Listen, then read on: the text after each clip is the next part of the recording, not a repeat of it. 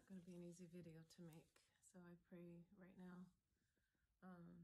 that the Father would comfort me as I speak, and that He would season my words with grace and humility and understanding, and that He would give me the strength to do this. In Jesus' name, amen. I started recording outside. It's a pretty day, like it's cloudy. There's a storm that's coming. They said it would probably move in by this afternoon, thunderstorm. And so I was trying to get outside before the rain came, but I just wasn't feeling comfortable. And the video was coming out okay, I guess, but I just wasn't feeling it. So I decided to come in and do this. And I was noticing when I was outside, my patio on my plants, some of the plants are dead, some of them are alive, like half and half. And the interesting is there are two plants that, I guess I could just show you really quickly. They both were planted at the exact same time. I bought like 3 separate species or 3 different plants, and then I put them all in one pot. This is a mess, and this is kind of what depression will do to you. So excuse the mess here, but this is the only one that died from that bunch. And then that's the exact same plant, but the plants didn't survive. Like a little bit of them did. They didn't survive. I've been watering, just hoping they'll come back. I don't know if that'll happen. Anyway. So, I'll give you an apartment tour of it. I don't know if it's appropriate right now. It's kind of a mess anyway right now. I mean, it's not dirty, but that's what depression will do to you. So, and I'm not claiming depression. I guess that's what grieving will do for you. So, my son was diagnosed with leukemia. Some of you were here from the beginning. Some of you might be new. Or you just may have clicked on the video because of the title. My son was diagnosed with leukemia at the age of 5. T-cell ALL leukemia, went into remission after a month of treatment, was given a decent prognosis. He was put into a category, a lottery, if you will, mild, medium, severe, like who greatest chance of survival. He was in the medium risk range. But after 2 months of remission, or almost 2.5 months of remission, he relapsed. And for one of his oncologists, it was the fastest relapse he had seen in his practice. And it just showed that, it demonstrated that his cancer was very aggressive and resistant to treatment. So fast forward, I was told his only hope was to have a bone marrow transplant. So fast forward, they went back into aggressive chemotherapy. He was put back into remission to try to buy him time to find a donor. So we did a couple bone marrow drives. I was tested, my daughters were tested. None of us were a match. Well, I was only 50% match. The girls were not a match at all. So he ended up having an unrelated cord blood unit came through. There were 2 matches in the system that came up after maybe a month of waiting. He went through all the pre-testing to get ready. He went through getting ready for radiation, testing his body to see if his body could handle it, everything that he needed to go through, getting the prep work ready for the radiation and so forth. Once we found out we had a donor, we were going to go with it. That's when they got him ready. They measured him. They went through like trial runs, how we were going to do this with the radiation. We talked about all the procedures that they were going to use to kill the bone marrow that he currently had, because he had T-cell ALL leukemia that got infiltrated his bone marrow and his central nervous system, causing bilateral Bell's palsy. So his face was frozen. He was paralyzed for a while, and he eventually started to get a little feeling back in it. Long story short, he went through, got the transplant January 17th. I looked up the date last night, that's how I know. January 17th, 2013. And so he had a host of complications. Took forever to get his immunity, like he had no cells till maybe like a month later. He went through so much in that time, like was losing. From January to June, he was losing, like, so much. Like, I can't even, I'm trying to remember all that he went through. I know from April to end of May, or middle of May, beginning of April, he went through losing a pint of blood a day and having to get transfusions, like, sometimes every day. He went through his body almost getting, what was it? Not toxic shock, but there was something that his body was doing where one of the medications was like poisoning his system or something. And one of the chemo medications, because they did do a little chemo after, or there's some type of medication, I think, to help the body engraft. He went through the mouth sores, and this is all typical of transplant. Mouth sores, throat sores, losing all his hair, not being able to eat. He went through so much, and I kind of don't want to get into all that because I already feel the tears coming. But fast forward, he ended up needing another transplant by June of that year. The first one failed to engraft fully, and it just wasn't producing enough marrow. And we didn't have any other donors. The other unit went away. I don't know what happened to it. Sisters were in a match. The only hope was me. I was a 50% match. There weren't a lot of studies as to how this would work out, you know, what the success rates would be. There weren't a lot of studies on this. So, sorry, this is not an easy video to make. It's very hard. And I wasn't even sure if I was ready to do this, but I feel like maybe it might be cathartic for me in a way. I want to write my son's book, but I think maybe this might be a starting point to get me going.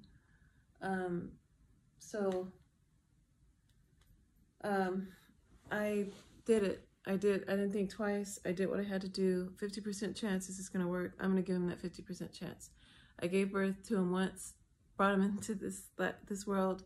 I was going to give him another shot at life. And so within 2 weeks' time, he engrafted. I did everything I needed to do. I drank water. I ate spinach. I'm anemic myself, but I built up my blood. I researched what I needed to eat to make my blood stronger, hoping whatever shot I could give him. And so it all, you know, it seemed like it worked. He got his first cells within 2 weeks. And I was like, Mommy's bone marrow's the best. And he took on my new blood type. My blood type became his new blood type. And the chances of surviving the one bone marrow transplant, which it almost wiped him out, like I'm telling you, the first one almost killed him. They weren't even sure. That was another risk. They weren't even sure that the second one wouldn't just completely do him in. They didn't know if his body was strong enough to handle it. But we did it anyway. Faith. I never once saw myself leaving that hospital without him. Never once. As dark and rough as it got. And I'm not even telling you everything. Like I don't even know, like, right now if I could think to remember everything that happened, but a lot of it you push out of your mind, or you just keep dealing with so much, it just keeps, like, think about a closet and you're constantly putting stuff in the closet. It just keeps piling up. That was our life. So, he engrafted and I was beyond happy. But after a while, like within a couple more days after, his blood pressure shot up sky high, like stroke level, heart attack, sky high. And his respiration shot up, where the blood pressure was like, and I want to give you a number, maybe like 200 over 100 and something. It was like crazy, ridiculous numbers. And his respirations were in the 60s. And like, that's the way he was breathing. And I was told that if this continued, that his heart wasn't going to be able to take it. His lungs were going to give out. They were going to have to send him to ICU. They were going to have to intubate him, and he was not going to come out of it because his body was just not that strong enough to survive intubation. So I begged the doctor. I cried. I went into prayer. I went on Facebook. I told everyone I knew, strangers, everyone I was running into, could you please pray for my son? Found out people all over the world, well, I think people all over the world were praying for him. Prayer chains were started. And I found out there was a church in Ireland praying for him. And so that's why I can say all over the world. I'm sure there were people in other nations that were praying. Long story short, the doctor told me, I asked him, can we wait? Can we please wait? I said, I got people praying. I want to give God a chance to move. I want to see what he's going to do. And a day later, I said, doctor came to check on him. I said, how are things looking? Numbers seem like they got a little tiny bit better. He said, oh, well, things are looking better. So there's a small window of hope opening. So I said, please wait, please wait. He said, okay, but I'll wait. But we might have to consider this. And he had the ICU doctor come and talk to me. They told me, explain what would happen. And I asked him to wait. And I said, please just give it more time. And I said, I'm praying for a miracle. I'm believing for a miracle.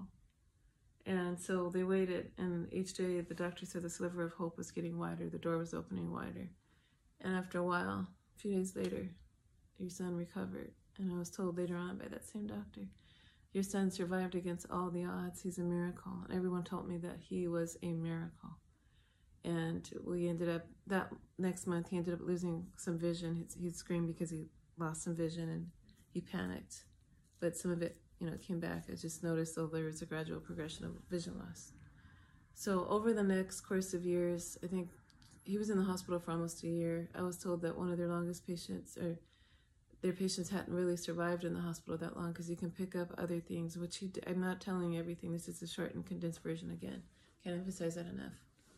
But he had so many complications and atypical complications. And usually patients, after they transfer back to their hospital that sent them to this cancer treatment facility, and in the first 100 days, there's some big test or something that goes on after the first 100 days. But he went beyond, he stayed there beyond. He was a special case, and he stayed there beyond.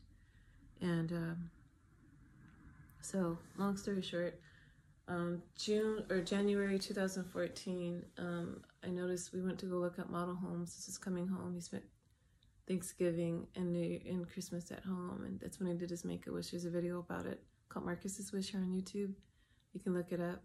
It's called Marcus's Wish. You'll see a blue merman tail and a water background. Mermaid London is the channel. That was his Make-A-Wish, and turned 7 that year.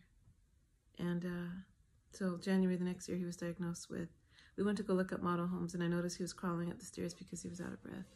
It was totally abnormal. Took him in immediately and found out he was diagnosed with congestive heart failure. He developed something called the Coxsackie virus. They think it's a combination of that and the chemo that caused him to develop congestive heart failure and pulmonary hypertension. It's basically high blood pressure in the arteries of the lungs. So the pressure was pushing so hard that when the heart tried to pump blood into the lungs, the pressure of the lungs was pushing against it, so the heart had to work harder. It was making his heart fail. That's in a nutshell what those two diseases look like and how they played against one another, or one caused the other. So he dealt with this for a number of years, was fine on medication, he did good, and then all of a sudden, last year, 2018, I forget when, 2019, I'm lost, 2019. I noticed there was this, off and on, he'd have this dry cough that would just come, and he would get these coughing spasms, and he was seeing a pulmonologist off and on, and they were just monitoring the situation. But that summer it got noticeably worse, and I took him in. He ended up getting hospitalized from June 2019 to August 2019. They did a lung biopsy. They ran tests on him. They did another heart catheter. He had a heart catheter before that. Found out there was a little stiffening of his heart, fibrosis, a little bit of fibrosis in his heart, but they felt like his heart would recover, and he did. But that summer of 2019, they ran tests, and there was a question about whether or not they needed to do a lung biopsy to figure out what's going on, because they were thinking maybe he had something called graft versus host disease after the cancer treatments, and that was where his body was fighting. As after the first transplant, his body was fighting the engraftment. So they had to give him medication for that. He was on steroids, and that weakened his muscles and bones, and he was in a wheelchair for a year and had to learn how to walk again. Survived so much, overcame so many odds, more than most adults in their lifetimes. Miracle baby. I used to tell him, my miracle, how are you today, my miracle? And so there was a question about whether or not to do this lung biopsy, and they ended up, the doctor, the cardiologist told me, and he was really good, he told me, this is a very risky thing, but if we don't do it now and he gets sicker, our opportunity is going to leave. This will be the last chance that we have to figure out what's really going on. Because we can treat it blindly, not really knowing what it is, what we think it is. We think it's a recurrence of, I think it's bronchiolitis obliterans. They think it's like a recurrence of the graft versus host disease in a sense, where his lungs are being attacked. We don't know, they got his oncologist to weigh in from the cancer treatment. This was a different hospital. We were at 4 different facilities at one time. By this time, we were at 3 different facilities, like the eye specialist, another hospital for kidney issues. He had stage 2. We thought it was stage 3 chronic kidney disease, but then it looked like it could have been actually stage 2. He was at the cancer treatment facility and then this other major children's hospital in Los Angeles. So, they were getting everyone to weigh in. And I forgot, before this, there was what they thought was a brain tumor, and it was sitting near the stem of his brain, the brain stem that would take cerebral spinal fluid throughout the entire body. It was sitting right there, and it bled and it grew, and that's how I knew that it was there, because became symptomatic. They said if it grew or bled anymore, it could kill him, because it could cut off that supply and he'd be a vegetable. We'd have to take him off of life support. And he had some little vision loss with that too, but that miraculously went away. They said they didn't want to touch it because it was too dangerous to touch. All they could do was just let it go. And I said, what are the chances of it growing? They thought the chances of it growing were higher than it just not going away. Sometimes they said it could resolve on its own, but the chances, or just sit there, the way it was. But when the next time they looked at it, almost a year later, there's nothing there but a cavity. You could see that something was there, but it's nothing there but a cavity. That was 2019. Or 2017. I don't know. I'm losing track of time. I think it was actually 2019 was when we saw that there was nothing there but a cavity. So 2016 is when it was discovered, September 2016. So anyway, and it had already gone down before then, but by the time they got another good clear look at it, the last time they got a clear look at it, there was nothing there but a small cavity. So long story short, I found out if they did the biopsy, that could hasten his morbidity. And I don't know if it did or not, but we had to take that shot and find out what was going on. He had a chest tube that was giving him grief, causing him so much pain.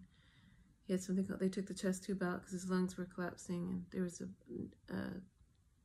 I'm tired, so I can't think of the term right now, but pockets of air where the fluid up between his lung and the chest wall. So his lungs kept collapsing, and so where they did the biopsy, so they had to keep the chest tube in a little bit longer. He stayed in the hospital a month, went through a lot of pain. But I begged to go home with oxygen because I noticed that he was getting more winded than he had been before the procedure. And even walking in the halls, they wanted him to walk in the halls and keep up his strength and help the lungs to expand by exercising. But I noticed more oxygen. At first, they were like, no, he doesn't really need it. But then right before discharge, they found out that he did need it. And we found out I'm all over the place, but I'm just trying to condense everything too. We did find out that he needed, that his lungs, in addition to the heart failure had gotten worse. He was actually back in active heart failure. One time he wasn't. I mean, it was better. It was controlled, but he was back in active heart failure. And then his pulmonary hypertension was a lot worse, way worse. And then we found out after, as test results came in, that he now had pulmonary fibrosis, which I forgot when I was researching, could be fatal and irreversible. And he also had something called pulmonary ossification, which is the growth of bone tissue in the lungs, also irreversible, unless God intervened. So I'm going to stop here because this is already 18 minutes and I didn't realize it was that long. Part 2, I'm going to continue the story.